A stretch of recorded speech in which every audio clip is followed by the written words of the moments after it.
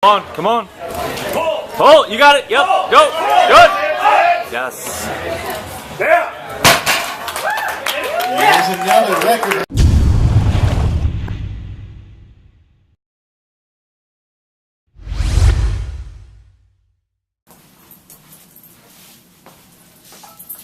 Alright guys, today on Macros Cafe, I mentioned I was going to be doing my hypertrophy work for my deadlifts, and I asked, if anyone has any questions, ask them below, and we got some great questions. Haley asked, minimizing trap activation. I'm going to do a voiceover on my deadlifts today. Sorry, Hudson and Buster are here to help me, our dogs. Minimizing trap activation. It kind of depends on what you're doing. If you're doing conventional deadlifts, you are going to get a lot of trap activation. Just because your chest is up, your shoulders are back, and you're maintaining a tight back position, upper back position when deadlifting. If you're pulling sumo and you're getting a lot of trap activation, you're probably doing it wrong. With sumos, and again, I'll do a voiceover on my deadlifts, so I'll show you exactly what I mean. But sumos, your shoulders you typically want actually down and forward. I like to use a cue of taking a playing card, putting it in your armpit, and then trying to hold it there. So basically you're pushing your arms into your lats and tightening up your lats, which should soften up your traps, so you won't get too much activation there. You mentioned that you're talking about changing up your programming to better facilitate it. If you are, what I would suggest, typically when you do a lot of high rep, high volume, when you get fatigued, you fall into the same bad patterns you were doing. So if you get a lot of trap activation, as you get fatigued, you might get tighter and tighter in your traps. So what I would do is I would actually cut your reps down and maybe increase your sets so you're getting the same amount of volume, but you're not as fatigued going into each set. Or so instead of doing 10 reps, do 5 reps, and then just do multiple sets. That way you can emphasize a little more emphasis on your form. Lauren said can't relax her traps as well. She tries to think about relaxing your shoulders down. Again, relaxing your shoulders down I have found to be a bad cue with a lot of clients. It's just when you're lifting heavy weights, it's impossible to relax. So again, I would put more emphasis on other areas. So instead of thinking about relaxing your shoulders down, think about squeezing your lats and forcing your shoulders down and squeezing your arms into your lats. Again, I'll point out exactly what I'm talking about. Another great point is, again, you have sumo and you have conventional. It depends on what your end goal is, or your goal in general. I love sumo. I'm a sumo puller when it comes to competition, so that's primarily what I train.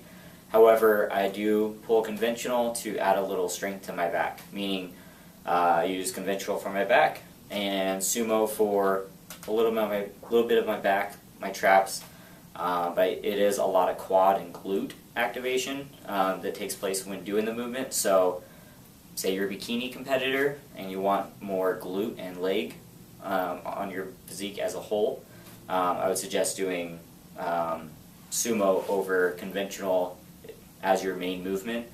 Haley, you mentioned you're doing both conventional and sumo. I would pick one or the other, that way so you can put a little more emphasis on it for a little while, until you get to the point where you have specific weaknesses in your lifts. Example, when you're pulling sumo and you can break it off the ground, but you can't quite finish the lift, meaning your either your hip drive, your glute drive, or your back strength isn't where it needs to be. You can start doing back conventional to help strengthen your back. However, I would even go more towards the route of pause sumos over conventional to break through that barrier. Meaning, once you break it off the ground, get to about mid-shin, pause for a few seconds, and then continue through the lift to push past through your sticking point. Let's see here.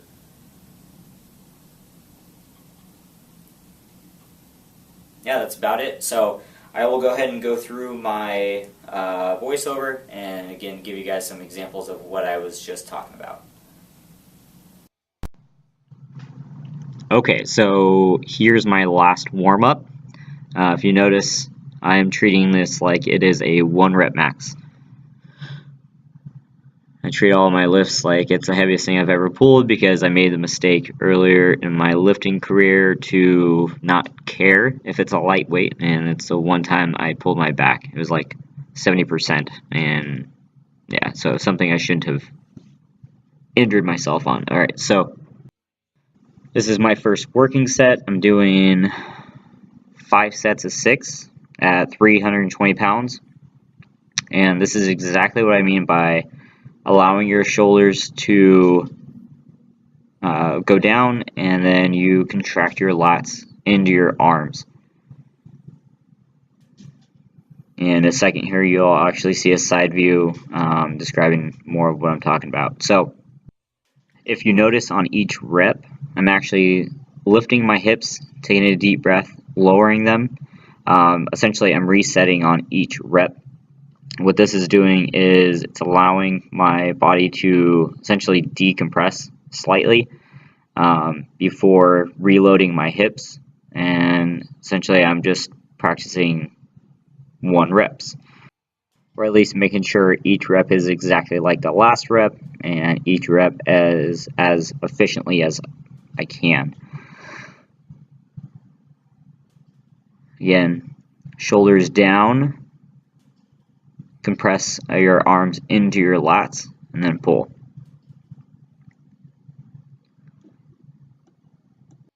Alright, now, and then you guys will notice I call this my hypertrophy day, but I'm only doing 6 reps and for 5 sets. Reason being is this is still more volume than I ended my last cycle with.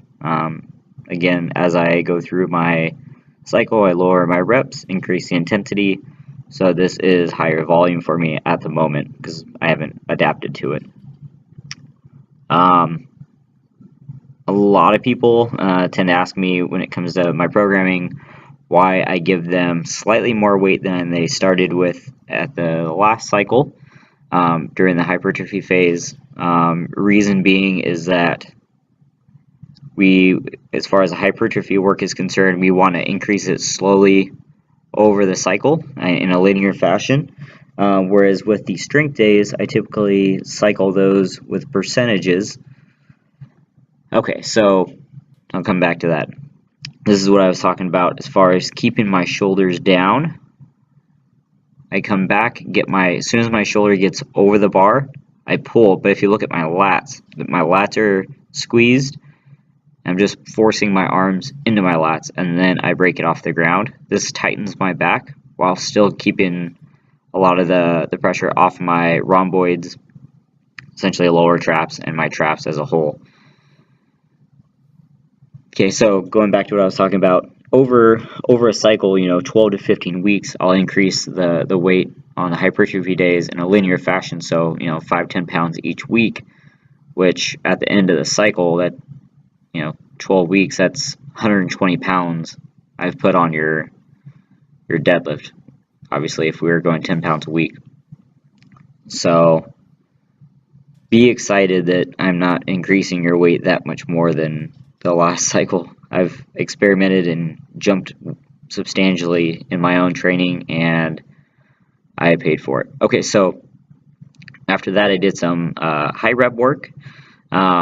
Basically, I had a deload over the weekend on deadlifts. I was only doing, and squat and bench, and I was only doing 65% of my 1 rep max, but I wasn't able to finish my deadlifts, so I only worked up to a single. So I took my working sets,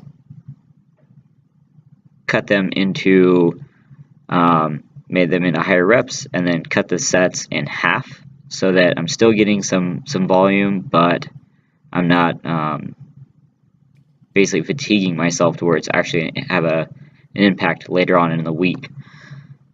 People tend to do this, and clients will ask me, do you want me to just go ahead and do what I didn't do this weekend and add it on to tomorrow? And the answer is usually no, just because I just want you to continue doing what you're doing. But I'm on a time schedule, and sometimes it calls for that. But again, I cut my volume in half and just got some additional work in after that. But again, even on these, it's really lightweight, no belt, nothing, and I'm still doing the same exact thing I was doing when the weight was heavy.